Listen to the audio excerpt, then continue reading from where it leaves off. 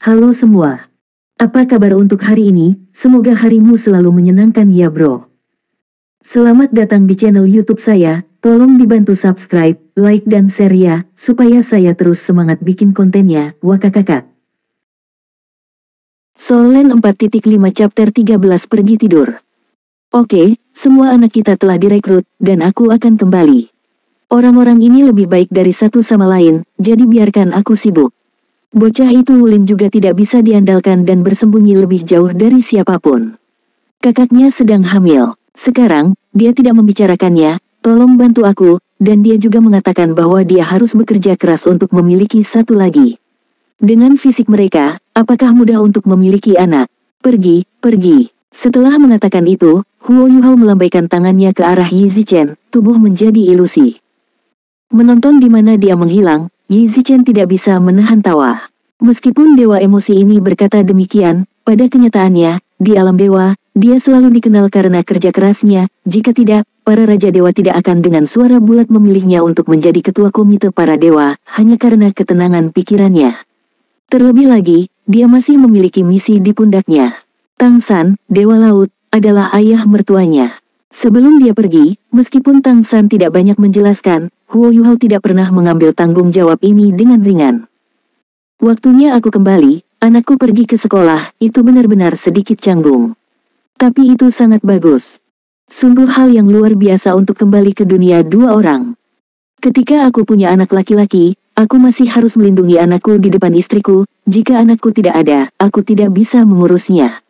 Dengan cara ini, istriku bisa merasa lebih baik, dan hidupku akan jauh lebih baik. Sudah waktunya untuk membiarkan dia pergi keluar untuk bermain, kabar baik. Perasaan lama Xiao Zichen diam-diam berubah menjadi pasir dan menghilang, meninggalkannya di Akademi Shrek. Secara alami, dia yakin 1-10,000. Meskipun anak laki-laki biasanya sangat baik, tetapi bagi pasangan, bagaimanapun juga, itu adalah bola lampu. Ketika putraku pergi ke sekolah, dia benar-benar terbebaskan. Pendaftaran Akademi Shrek masih berlangsung, dan setelah rekrutmen khusus 4 fakultas yang baru didirikan selesai, para guru dari departemen lain menghela nafas lega. Karena keempat ketua jurusan yang baru ini sangat bagus, mereka tidak memilih siswa yang sangat berprestasi, yang membuat mereka lebih selektif dalam pendaftaran selanjutnya. Namun, yang mengejutkan mereka, sampai akhir proses penerimaan, ketika semua tempat dikonfirmasi, 4 kursi departemen tidak pernah muncul lagi. Setelah penyelidikan, aku mengetahui bahwa keempat kepala departemen untuk sementara memutuskan untuk menerima masing-masing hanya 1 siswa. Sejak kapan penerimaan akademi menjadi begitu acak? Tapi aku terkejut bahwa itu tidak berdampak banyak pada penerimaan mereka, dan itu masih membuat departemen lain lebih puas. Pendaftaran terpadu halaman luar segera berakhir. Meskipun banyak siswa tersingkir, mereka yang tidak masuk akademi juga mendapatkan beberapa keuntungan. Lan mungkin melihat kerumunan yang tersebar secara bertahap, dan merasa lega. Setiap tahun, pendaftaran perguruan tinggi adalah prioritas utama, dan tidak boleh ada kecerobohan. Pendaftaran tahun ini akhirnya selesai. Bahkan, dia juga merasa sangat aneh di hatinya. Mengapa keempatnya merekrut hanya 1 orang? Yang lain tidak tahu identitas keempatnya, tetapi dia tahu. Dalam pertempuran terakhir dari Galaksi Kuda Naga, meskipun mereka tidak benar-benar berpartisipasi di dalamnya karena kekuatan mereka, aku telah melihat situasi pada waktu itu, terutama Dewa Cahaya yang berdiri di samping Tang San, Dewa Cahaya, yang memberinya kekuatan busur panjang, meninggalkan kesan yang sangat dalam. Ketika dia melihat 4 kursi departemen baru, dia tidak bisa mempercayai matanya, ini adalah 4 Raja Dewa. Siswa mungkin tidak tahu apa yang mereka lewatkan. Sangat disayangkan bahwa keempat Raja Dewa ini pada akhirnya hanya menerima 1 siswa. Ling Yumo berkedip, benarkah? Namun, mereka semua mengatakan kepadaku bahwa jika kamu ingin menjadi master, kamu harus bekerja keras untuk berkultivasi. Tetapi aku hanya ingin mewarisi bisnis keluarga, aku benar-benar tidak terlalu memikirkannya. Bekerja keras. Guru, aku tipikal pemakan dan orang yang malas. Jangan terlalu berharap terlalu tinggi padaku. Gong Wei tersenyum penuh arti dan berkata, tidak apa-apa, tidak apa-apa. Itu karena aku mengerti kamu dan memilihmu. Ah, kamu pikir aku tidak malas? Aku terlalu malas untuk mengajarimu. Kami kebetulan adalah guru dan murid yang paling cocok. Bagaimanapun, untuk tahun depan, kamu bisa mengikutiku, untuk memastikan bahwa kultivasi tidak akan keras. Masih ada guru yang baik sepertimu. Ling Yumo berkata dengan ragu. Gong Wei tersenyum dan berkata, kamu belajar dariku, kamu akan mengetahuinya setelah beberapa saat. Apa yang akan kita lakukan sekarang? Ling Yumo berkata dengan rasa ingin tahu, aku tidak pandai membersihkan barang-barang. Tidak, kamu pasti lelah sepanjang hari. Tidurlah. Long Gong Wei tersenyum dan membawanya ke ruang utama. Total ada 3 kamar, dan yang di tengah adalah ruang tamu, meskipun tidak sederhana, tetapi harus dianggap sederhana, semuanya furnitur kayu sederhana, tetapi juga elegan. Zhang Gongwei menunjuk ke kamar di sebelah kiri sambil tersenyum, dan berkata, aku tinggal di sini, kamu dapat tinggal di kamar yang lain. Kami berdua, guru dan murid, tinggal di sini. Kalau begitu aku benar-benar pergi tidur, kata Ling Yumo ragu-ragu lagi. Ya, ayo pergi, ayo pergi. Long Gongwei tersenyum dan melambaikan tangannya. Ling Yumo mendorong pintu di sebelah kanan dan berjalan masuk. Kamarnya juga sangat sederhana, dengan meja, kursi, tempat tidur, dan lemari pakaian, yang merupakan konfigurasi yang sangat standar. Selimut di tempat tidur tampak baru dan memiliki sedikit sinar matahari. Ling Yumo memang sedikit lelah, dia pingsan setelah mendengarkan musik sebelumnya, dan fisiknya tidak terlalu bagus.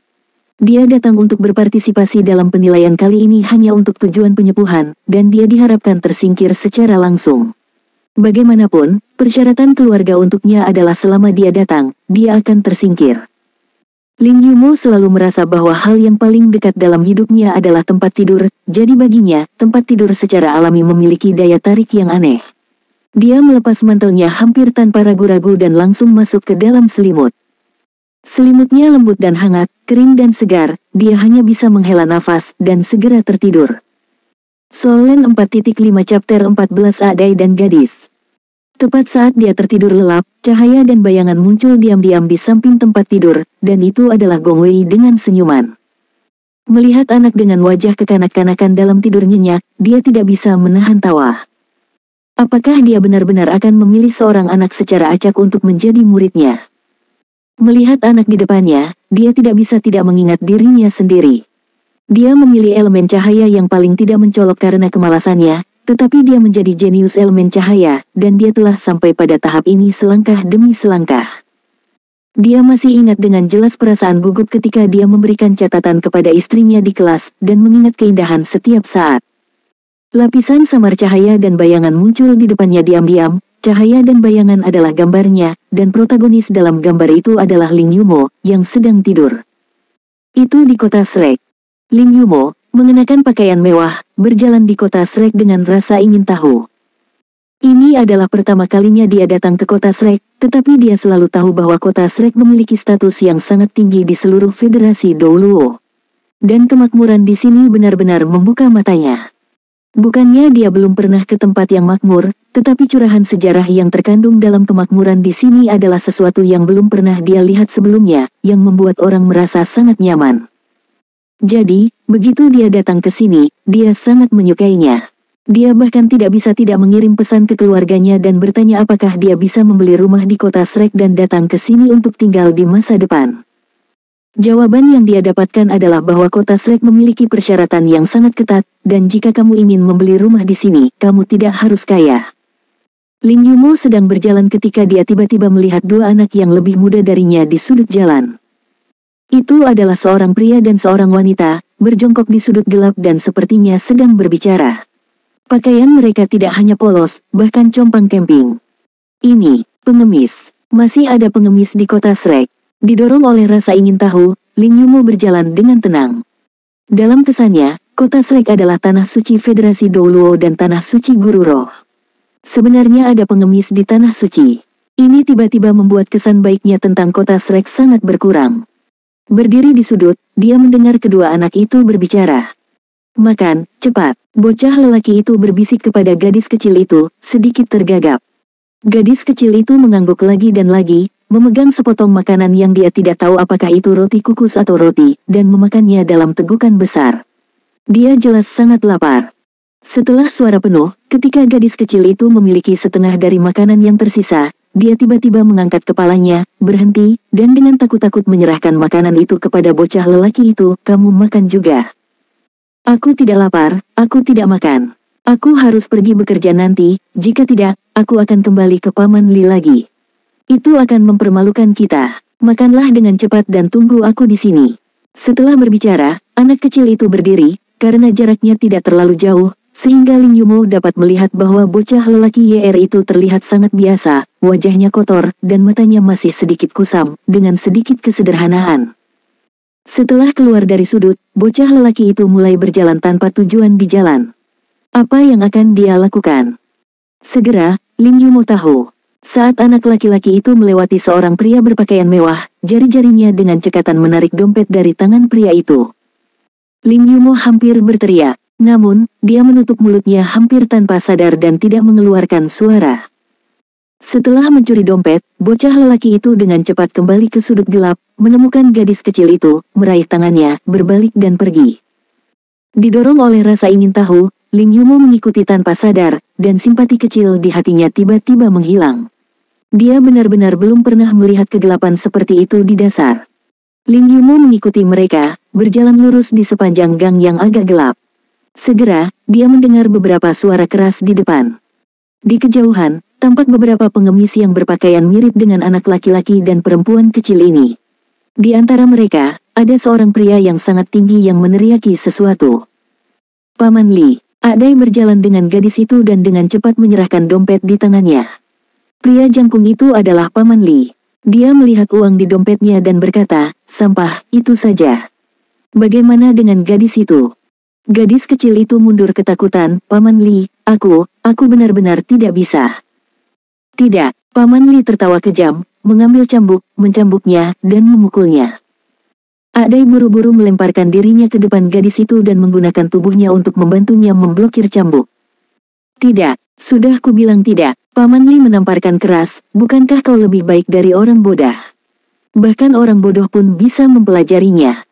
Paman Li, berhenti memukul, Ming. Gadis itu hanya menangis. Segera, tubuh Adai sudah retak, dan Paman Li mengambil cambuk dan mencibir, tunggu, kamu bisa melindunginya, dan bagiannya akan dilakukan olehmu. Jika itu tidak bisa dilakukan, kalian berdua akan aku buat kelaparan sampai mati. Adai sedikit tergagap. Sosok Paman Li akhirnya menghilang di ujung gang, kepala gadis itu membentur lengan Adai dan menangis terseduh-seduh. Duo Liu menatap kosong ke tubuh kurus di cangkir, menyeka hidung di wajahnya, menepuk bahu gadis itu dengan hati-hati, dan berkata, kamu, jangan menangis. Sakit, bukan? Setelah beberapa lama, tangisan gadis itu berhenti, dia mengangkat wajah kecilnya yang merah karena kedinginan, menatap anak laki-laki di depannya, dan berkata dengan berlinang air mata, kakak Adai, sungguh menyakitkan untuk hidup. Adai jelas tidak mengerti apa maksud gadis itu. Dia mengeluarkan setengah roti kukus yang sekeras batu dan menyerahkannya padanya. Dia berkata dengan linglung, gadis, aku akan memberimu sesuatu untuk makan. Tidak akan sakit ketika kamu kenyang. Gadis itu menatap anak laki-laki konyol dan tulus di depannya, mengambil roti kukus, terisak beberapa kali, dan berkata, kakak Adai, mengapa kamu begitu baik padaku? Adai menarik gadis itu dan duduk di sudut, melepas jaket empuk yang robek di tubuhnya, menyampirkannya di bahu mereka berdua, meringkuk dengan gadis itu, dan berkata dengan naif, apakah aku memperlakukanmu dengan baik? Bangun dan makan roti kukus. Nah, setelah makan roti kukus, itu tidak akan dingin. Saya harus pergi untuk mencari ikan nanti. Setelah berbicara, dia melihat setengah dari roti kukus di tangan gadis itu, dingin seperti batu. Melihat wajah bingung Adai, gadis itu tidak bisa menahan perasaan sedikit gila. Dengan kedua tangan, dia membagi setengah roti kukus menjadi dua dan menyerahkannya kepada Adai. Adai menelan ludah dan berkata, aku tidak lapar, kamu bisa memakannya sendiri. Gadis itu meletakkan roti di tangan Adai dan berkata, aku memiliki mulut yang kecil dan tidak bisa makan begitu banyak. Mari kita makan bersama, Wang Wo berteriak, dan kekuatan saat ini jelas menelan seperempatnya. Dia tersedak karena dia makan terlalu cepat, Wo. Ini untukmu, oke. Di tengah jalan, gadis itu selesai makan perlahan, dan tiba-tiba berkata kepada Adai, Adai ketika kita dewasa, aku akan jadi lebih lembut dan kita akan menikah. Adai berusaha keras untuk memikirkan arti kata pernikahan, tetapi dia ragu-ragu untuk waktu yang lama. Dia berkata, apa itu pernikahan? Gadis itu menghela nafas dan berkata, menikah berarti aku ingin menjadi istrimu dan menjagamu selama sisa hidupmu. Aku akan menganggapnya sebagai janjimu, dan kamu tidak akan menyesalinya. Mulai sekarang, kamu akan menjadi tunangan untukku. Adai mengangguk dan berkata, tunangan. Oh, baiklah, kalau begitu aku akan memberimu sedikit tambahan setiap hari. Gadis itu memutar matanya ke arahnya dan terdiam. Setelah waktu yang lama, dengan bantuan jaket empuk, gadis itu telah banyak melakukan pemanasan. Dia meletakkan jaket empuk di bahu Adai lagi, dan berkata kepadanya, saudara Adai, cepat dan tangkap ikan, atau Paman Li akan memarahimu lagi. Aku akan pergi bersamamu. Adai mengangguk, membantu gadis itu berdiri, dan bertanya, gadis, mengapa kamu memiliki keterampilan yang lebih baik daripada aku, tetapi kamu selalu mengembalikan ikan kepada orang lain? Gadis itu menghela nafas dan berkata, saudara, tidakkah kamu tahu bahwa mencuri barang orang lain itu salah? Adai menggelengkan kepalanya dan berkata, tapi, jika kita tidak menangkap ikan, kita akan kelaparan. Gadis itu tahu bahwa dia dan pria bodoh ini tidak bisa menjelaskannya dengan jelas, jadi dia tidak mengatakan apa-apa, dan menyeret Adai keluar dari gang.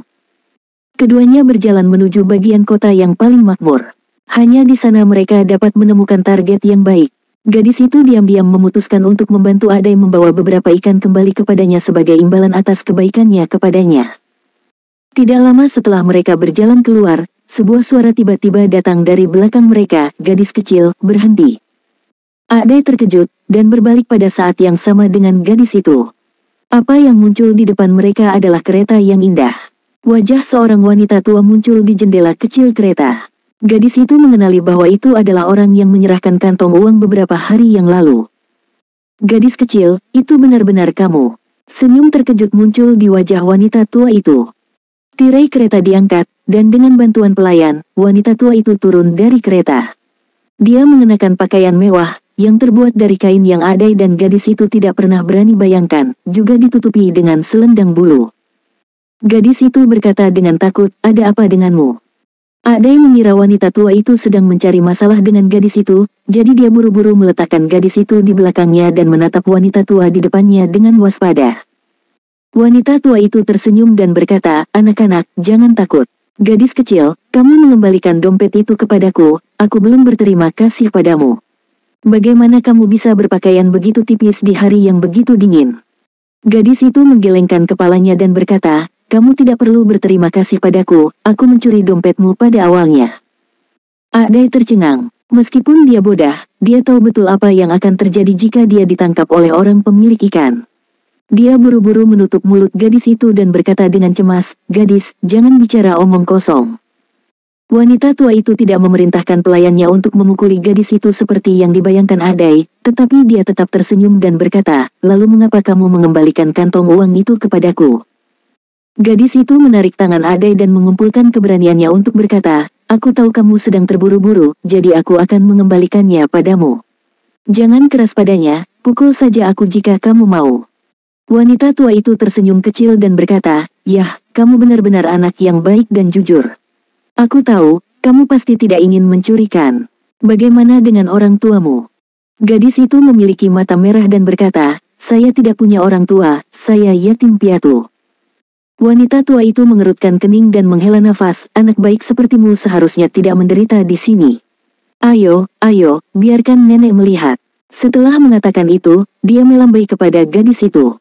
Adai takut gadis itu akan menderita, dan buru-buru berkata, jangan pergi, gadis, ayo cepat pergi. Gadis itu tidak mendengarkan bujukan Adai, dia samar-samar merasa bahwa mungkin wanita tua di depannya akan mengubah hidupnya. Dia berjalan ke wanita tua dengan kepala menunduk, dan berdiri di sana gemetar. Wanita tua itu mengambil wajah kecil Ye yang kotor, mendorong rambutnya yang berantakan ke belakang, dan mengeluarkannya dari lengannya. Sapu tangan putih menyeka wajahnya, mengangguk dan berkata, nak, kamu pasti sangat menderita. Apakah kamu bersedia pergi dengan nenek? Nenek dapat memberimu kehidupan yang baik dan memungkinkan kamu untuk menerima pendidikan normal. Mata besar gadis itu berbinar, dia menoleh untuk melihat Adai tampak sedikit cemas dan berdiri diam. Kenapa, nak, kamu tidak mau ikut denganku? Suamiku adalah gubernur Provinsi Mika. tempat di mana Kekaisaran Dianxian berbatasan dengan tahta suci memiliki musim semi sepanjang tahun. Di sini terlalu dingin. Gadis itu melihat gaun cantik dan indah pada wanita tua itu dan bertanya dengan ragu, "Nenek, bisakah kamu membawa saudara laki-lakiku bersamamu?" Wanita tua itu memandang Ahdai, tepat pada waktunya untuk melihat Ahdai menyeka dua ingus kuning yang mengalir dengan tangannya. Dengan tatapan konyol, matanya yang jijik melintas melewati mata wanita tua itu. Dia menggelengkan kepalanya dan berkata, "Tidak, dia mencoba menipuku barusan, bukan anak yang jujur, aku hanya bisa membawamu pergi sendiri. Cepat ambil keputusan, di sini sangat dingin." Gadis itu ragu-ragu sejenak, menatap kereta dan wanita tua di depannya, lalu menatap Ahdai yang lusuh, dan mengangguk dengan tegas, "Oke, aku akan pergi denganmu." Wanita tua itu tersenyum puas dan berkata, "Nah, ini anak yang baik dan berperilaku baik, ayo pergi. Ayo naik kereta, kita harus mencari tempat untuk membantumu mengganti pakaianmu dulu. Jika pakaianmu terlalu tipis, kamu akan membeku." Gadis itu berkata, "Nenek, tunggu sebentar." Mengatakan itu, dia berbalik dan berlari dengan cepat ke Ahdai, "Saudara Ahdai, aku pergi, jangan salahkan aku, oke? Aku benar-benar tidak ingin menjalani kehidupan seperti ini tanpa makanan dan pakaian lagi. Saudara Ahdai, apa yang baru saja kita katakan? Ingat, ketika aku dewasa, akan kembali kepadamu." Ahdai berkata, "Gadis, apakah kamu benar-benar pergi? Paman Li akan memukulmu ketika dia tahu." Dua garis air mata jatuh dari mata gadis itu, dia tersedak dan berkata, "Ahdai, jangan khawatir, dia tidak akan pernah memiliki kesempatan untuk memukulku lagi. Aku pergi, kamu harus ingat apa yang kita katakan barusan. Jika kamu punya kesempatan, kamu juga harus meninggalkan Paman Li, dia bukan orang baik. Berhentilah menjadi pencuri." Setelah berbicara, sebelum Ahdai bertanya kepada gadis itu bagaimana dia bisa membuat roti kukus jika dia bukan pencuri, gadis itu berbalik dan berlari ke arah wanita tua itu. Wanita tua itu memimpin untuk naik kereta, dan dengan bantuan para pelayan, gadis itu juga naik kereta yang terlihat hangat dan indah. Sebelum tirai diturunkan, gadis itu menatap Ahdai lagi, untuk mengingat penampilannya. Kereta menghilang, meninggalkan Ahdai berdiri di sana, melihat kereta. "Apakah kamu bodoh?" Pada saat ini, sebuah suara tiba-tiba terdengar di samping Ahdai. Ketika dia melihat ke belakang, dia melihat ada seorang pria muda dengan pakaian mewah di beberapa titik. Solen 4.5 Chapter 15 Kebaikan. Pemuda yang tiba-tiba muncul di samping Ahdai secara alami adalah Ling Yumo. Ling Yumo berkata dengan marah, "Kau membiarkannya pergi begitu saja." Ahdai menatapnya kosong, dan tiba-tiba berjongkok dengan tangan di kepala. "Apakah kamu 1000? Ling Yumo bertanya dengan curiga. "Apakah aku mengambil barang-barangmu?" Suara Ahdai bergetar. Baru pada saat itulah Ling Yumo mengerti bahwa orang ini mengira itu adalah korban yang datang ke sini. "Kamu benar-benar idiot. Kamu sangat protektif terhadap orang lain." Mereka melarikan diri tanpa ragu-ragu ketika mereka mendapat kesempatan. Gadis itu ini benar-benar tidak hal yang bagus. Ahdai mengangkat kepalanya dan memprotes, "Nenek itu harus memberinya kehidupan yang baik." Melihat matanya yang kusam tapi keras kepala, Ling Yumo terdiam, "Ya. Jangan bicarakan ini, aku akan mentraktirmu makan." "Aku tidak akan pergi, kamu bilang gadis itu tidak baik." Ahdai menggelengkan kepalanya dan berdiri. "Tidak, kita harus pergi." Gong Wei diam-diam melihat gambar di depannya, dan senyum di wajahnya menjadi semakin cerah. Dalam foto tersebut, Ahdai diseret oleh Ling Yumo ke sebuah restoran untuk makan. Yang mereka datangi bukanlah sebuah restoran mewah, melainkan sebuah restoran biasa. Dengan tangan besar Ling Yumo, ini jelas bukan karena dia enggan mengeluarkan uang, tetapi karena dia takut Ahdai tidak akan beradaptasi. Setelah makan, Ling Yumo pertama-tama menyuruh Ahdai untuk membiarkannya pergi bersamanya, dan dia akan membiarkan keluarganya membawanya pergi dan memberinya kesempatan untuk belajar. Ahdai lari. Ketika dia berlari ke sebuah gang, dia tiba-tiba berbalik dan melarikan diri. Sosok itu menghilang tanpa suara. Tentu saja, tidak ada pengemis di kota Shrek, apalagi organisasi pengemis. Semua ini adalah ilusi, dan ini juga permainan yang dibuat oleh Gong Wei dan yang lainnya. Tidak pernah ada cinta biasa di dunia ini, dan Gong Wei memilih Ling Yumo, seorang remaja pemalas. Semua yang ada di gambar benar-benar terjadi. Sebelum dimulainya ujian studi Akademi Shrek, beberapa Raja Dewa mengatur beberapa tugas tersembunyi di kota Shrek.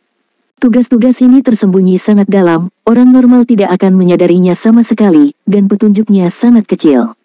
Hanya saja beberapa Raja Dewa mengaturnya untuk bersenang-senang. Dan tugas tersembunyi yang benar-benar dipicu sebenarnya hanya yang ini. Kisah Ahdai dan gadis itu benar-benar terjadi, tapi tidak ada di dunia ini. Ini adalah kisah yang terjadi ketika Mandon, Dewa Kematian, masih kecil. Pada saat itu, dia adalah anak yang bodoh, sehingga dia disebut Ahdai pada waktu itu. Sebenarnya tidak sedikit siswa yang datang untuk mengikuti penilaian, namun hanya Ling Yumo yang bisa dengan cermat mengamati, mendengarkan, mengikuti, dan akhirnya membuat pilihan yang baik.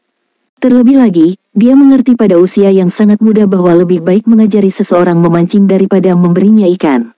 Dia tidak keberatan dengan kebodohan Ahdai, tetapi ingin memberi Ahdai kesempatan untuk menjalani kehidupan yang baik.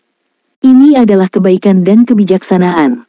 Bagi para Raja Dewa, apakah bakat itu penting?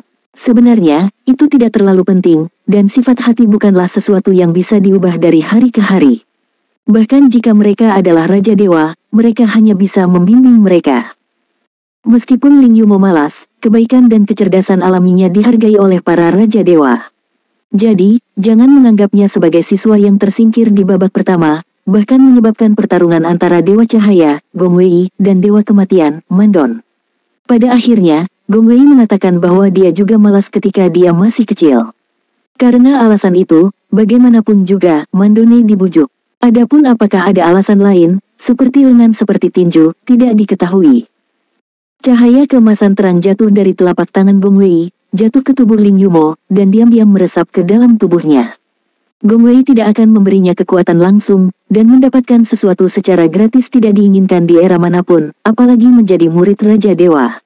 Putra dan Putri Tangsan, Dewa Laut pada masa itu, hanya mencapai pencapaian mereka di kemudian hari setelah cobaan dan kesengsaraan yang tak terhitung jumlahnya. Tapi selalu ada hadiah untuk menyelesaikan tugas tersembunyi. Hadiah ini adalah bakat garis keturunan Putra Cahaya yang diberkahi oleh Gong Wei, dan Putra Cahaya seperti dia saat itu. Seagot Tidai adalah tempat yang bersih, dengan kabut tipis di sekitarnya, yang hanya dapat dilihat dengan jelas ketika menghadap sisi danau. Di sini ada rumah kayu, dan di luar rumah kayu ada lapangan kecil yang dikelilingi pagar. Ketika Dai Ying datang ke sini bersama Mandon, dia kebetulan melihat seorang wanita berpakaian sederhana sedang sibuk di halaman. "Dai, kamu yang kembali." Wanita itu berkata tanpa mengangkat kepalanya, "Ayo lihat, tomat yang aku tanam mulai berbuah, hehe. Bagus sekali." Meskipun tidak ada buah peri yang dibiakkan oleh roh-roh jenis perasaan, tetapi pembiakan alami semacam ini terlalu menarik. Efek menyiram dengan air danau Dewa Laut sangat bagus, dan kita bisa makan sayuran sendiri di masa depan. Mandon, Dewa Kematian, atau Ahdai, tersenyum tipis dan berkata, "Yui Wei, ada tamu di sini, lebih besar dari." Wanita itu kemudian menegakkan tubuh dan melihat ke arah mereka. Ketika Dai Ying melihatnya untuk pertama kalinya, dia merasa seolah-olah seluruh dunia menjadi lebih cerah. "Apakah ini siswa yang kamu pilih?" Wajah cantik wanita itu menunjukkan kegembiraan, dan dia membuka pagar dan berjalan keluar. "Putri Huo Yu Hao." Ahdai tersenyum dan menatap istrinya dengan hanya memanjakan matanya.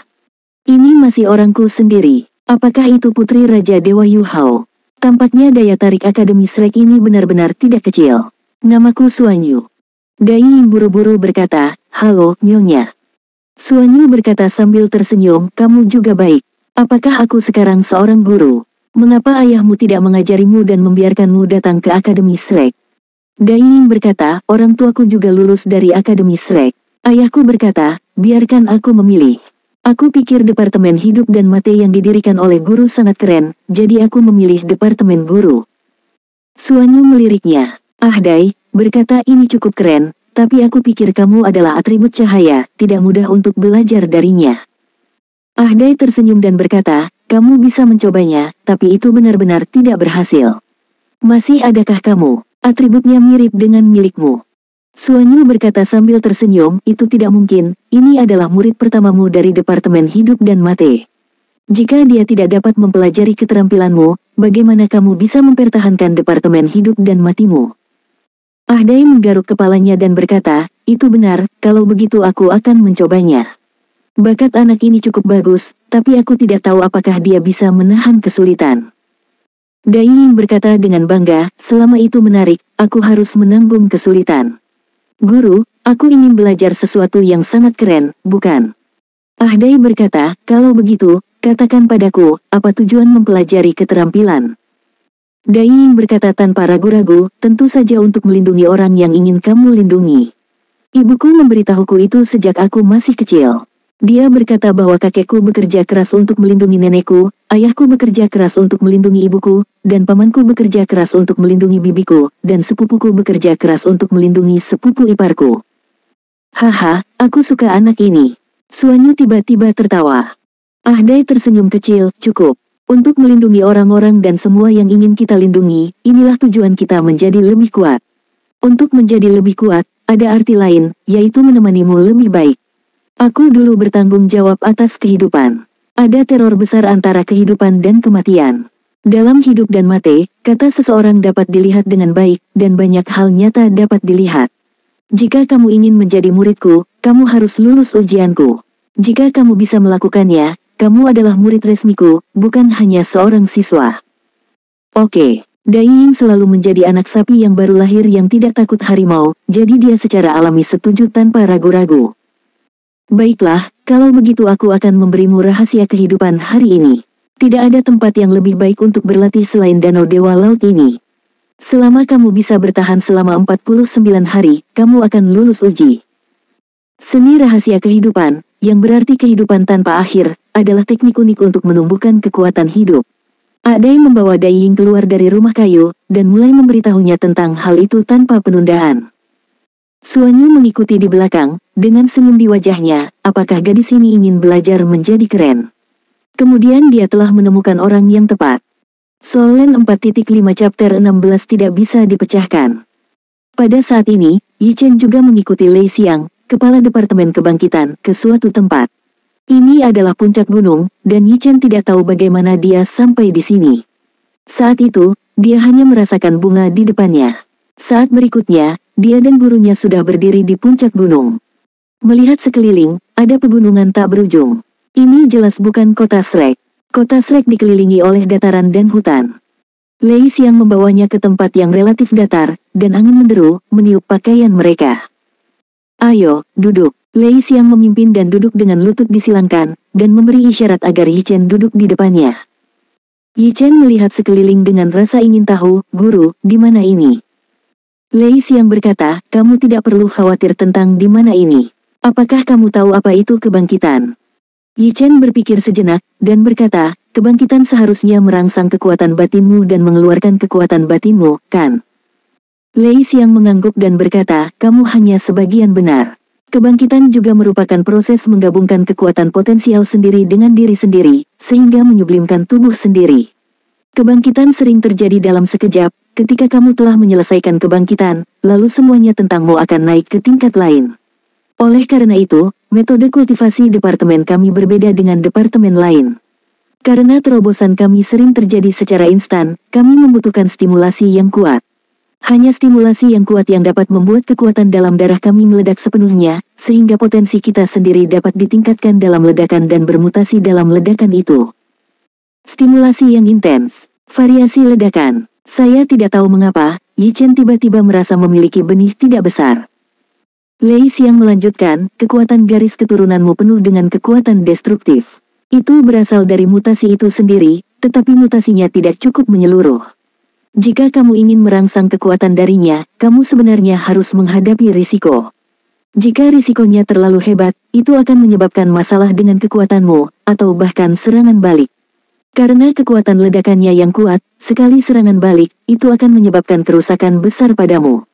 Tapi jika kamu memanfaatkan kekuatan penghancur eksplosif ini dengan baik, kamu bisa menerobos, kamu harus mengambil jalan pintas ketika tiba waktunya.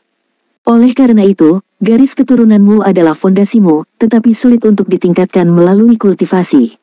Kamu seharusnya memperhatikan ini. Ayahmu mengajarimu seni Suantian tentang nadi Dewa Laut. Seni Suantian itu damai dan cocok untuk dikultivasikan oleh hampir semua manusia, tetapi itu tidak terlalu cocok untukmu, karena kekuatan penghancurmu sebenarnya agak mirip dengan seni Suantian. Itu bukan manusia, makanya ayahmu membawamu ke Shrek. Jika kamu melanjutkan metode kultivasimu saat ini, Zhou Weiqing memang guru yang paling cocok untukmu. Bantuan kemampuan, cukup membantumu mengendalikan masalah pada pembuluh darahmu. Namun, aku punya ide yang berbeda. Garis keturunan seperti milikmu bukan satu-satunya di alam semesta, tapi setidaknya itu adalah sesuatu yang belum pernah kita lihat sebelumnya. Dalam garis keturunan seperti itu, pasti ada kekuatan yang sangat kuat dan misterius. Ini adalah pilihan terbaik untuk sepenuhnya merangsang kekuatan ini dan meningkatkan kekuatan penghancurnya secara maksimal. Ini membutuhkan kekuatan lain sebagai panduan, sehingga kekuatanmu dapat terus-menerus terbangun dan bermutasi. Dalam hal ini, tidak ada siapapun yang lebih cocok menjadi gurumu daripada aku. Jadi, aku memilihmu. Terus terang, kami berempat membuat taruhan, dan dalam setahun, siswa kami berempat harus membandingkan ketika mereka mengikuti penilaian akademi. Menang atau kalah sangat penting, jadi kami tidak boleh membuang-buang apapun dalam 1 tahun ke depan. Mulai sekarang, aku akan mulai mengajarimu. Bagaimanapun, kamu sudah ada di tanganku, dan sudah terlambat untuk menyesalinya. Mulut Yi Chen berkedut, dan firasat buruk di hatinya mengikuti menjadi lebih intens. Senyum tiba-tiba muncul di wajah Lei Xiang, apakah kamu tahu mengapa aku membawamu ke sini? Yi Chen tertegun, mengapa, guru? Lei Xiang tersenyum dan berkata, karena di sini, tidak peduli seberapa keras tangisanmu, tidak ada yang akan mendengarmu, dan tidak ada yang akan datang untuk menyelamatkanmu. Yi Chen melompat tepat di tempatnya. Lei Xiang menatapnya dengan mata terbakar, dan berkata, hal pertama yang harus kita lakukan sekarang adalah menghapus Suan Tian Gongmu. Cincin jiwa atau sesuatu tidak cocok untukmu sama sekali. Ini adalah sistem kebangkitan kami. Tidak, guru, kamu tidak bisa melakukan ini. Meng Hanbei menatap guru kekar itu, dan sampai sekarang, dia masih tidak mengerti mengapa dia direkrut secara khusus. Namun, guru ini tidak mengatakan apa-apa lagi, hanya berbicara tentang sosok yang kokoh ini, mudah untuk memberi orang rasa aman. Oh, ngomong-ngomong, siapa namamu? Zhou Weiqing yang sedang berjalan di depan tiba-tiba berbalik. Guru Zhou, namaku Meng Hanbei, semangat bela diriku. Meng Hanbei buru-buru berkata. Zhou Weiqing melambaikan tangannya dan berkata, semangat bela diri tidak penting, tidak perlu dikatakan lagi. Kami tidak membutuhkan semangat bela diri untuk belajar dari garis ini. Garis keturunanmu masih baik-baik saja, tetapi perlu lebih diperkuat. Aku akan membantumu menempanya. Ini adalah hal yang sangat penting bagi murid dari Departemen Mekanik kami. Jangan khawatir, guru akan memberimu kekuatan yang kuat. Menempa. Apa artinya menempa? Meng Hanbei menatap guru di depannya dengan datar. Entah kenapa, dia tiba-tiba merasa bahwa orang ini tidak bisa diandalkan. Zhou Weiqing menyeringai dan berkata, ini benar-benar berarti. Yah, Akademi Shrek adalah tempat yang sangat bagus. Ayo pergi. Saat dia mengatakan itu, dengan lambaian tangannya yang besar, Meng Hanbei hanya merasa bahwa cahaya yang kuat tiba-tiba muncul di sekelilingnya, dan yang berikutnya tampak terdistorsi. Ketika pemandangan di depannya Zun Sun menjadi jelas kembali, Meng Hanbei tiba-tiba menemukan bahwa dia telah memasuki tempat dengan lingkungan yang sangat istimewa. Udara seperti cairan kental, dan energi yang kuat membuatnya merasa sedikit politis dalam sekejap. Ada tanaman berwarna-warni di depannya. Ketenangannya hanya berlangsung sesaat, dan dia merasa seperti akan pingsan. Pada saat ini, sebuah tangan besar menekan bahunya.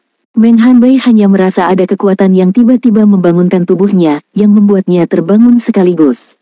Dia menggelengkan kepalanya dengan kuat dan berkedip. Baru saat itulah dia menyadari bahwa dia berada di tempat yang tampak seperti hutan, tetapi dia tidak mengenal tanaman di sekitarnya. Beberapa tanaman ini tinggi, ada yang tebal, ada yang ramping, tetapi hampir setiap tanaman memancarkan cahaya yang bersinar dan melepaskan fluktuasi energi yang kuat. Tempat apa ini? Ada begitu banyak hal baik. Saat itu, dunia kita tidak memiliki hal-hal baik ini, jadi tidak heran jika benua Douluo memiliki orang-orang berbakat. Zhou Weiqing hanya bisa menghela nafas. Guru Zhou, di mana ini? Meng Hanbei bertanya. Di antara rekan-rekannya, dia pasti dianggap sebagai kepribadian yang tenang, jika tidak, dia tidak akan stabil dalam penilaian putaran kedua. Dia pandai mengamati, pandai berpikir, dan memiliki perasaan tua dan muda sejak dia masih kecil. Zhou Weiqing berkata, tempat ini tampaknya disebut mata air es dan api, yang merupakan tempat rahasia Akademi Shrek dan Sekte Tang. Tidak mudah bagi orang lain untuk datang ke sini. Aku secara singkat merasakan bakatmu, semangat bela diri, ruang pertumbuhan terbatas, aku akan menanggalkannya untukmu dan kemudian mengikuti jalanku. Ruang pertumbuhan roh bela diri terbatas. Meng Hanbei agak terkejut, tetapi mantan gurunya mengatakan bahwa masa depannya tidak terbatas. Sebelum dia bisa mengatakan apa-apa, Zhou Weiqing menamparkan punggungnya. Dalam sekejap, Meng Hanbei hanya merasakan seluruh tubuhnya mulai bergetar hebat, seolah ada sesuatu yang pecah di tubuhnya. Segera setelah itu, rasa sakit yang parah menyebar ke seluruh tubuh. Ah, garis bawah, suaranya langsung bergema di mata air es dan api. Hanya saja saat ini, tidak ada yang bisa mendengarnya sama sekali. Zhou Weiqing menatap Meng Hanai yang merosot ke tanah, wajahnya penuh kegembiraan. Muridnya yang agung, dia harus dikultivasikan untuk menjadi sempurna. Hehe.